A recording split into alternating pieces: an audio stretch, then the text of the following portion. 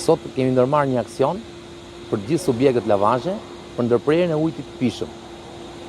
Duke u bazuar dhe në VKM-n që na ka ardhur si drejtori rajonale një urdhër të brendshëm që kemi për sa i përket kësaj pjese, asnjë lavazh, asnjë subjekt lavazh nuk do të furnizohet më me ujë të pishëm.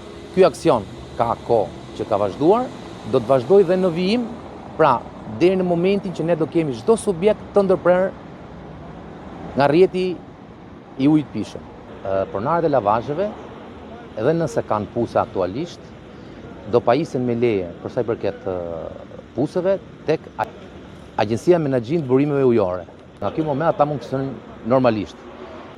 Kemi filluar me Durrësin, do fillojmë me njësinë e Shijakut, Xhavzotaj, Kavajën, Golemin, Krujën, Fushkrujën, pra e gjithë zona administrative që kanë nën varësi ujësjellës kanalizimit Durrës.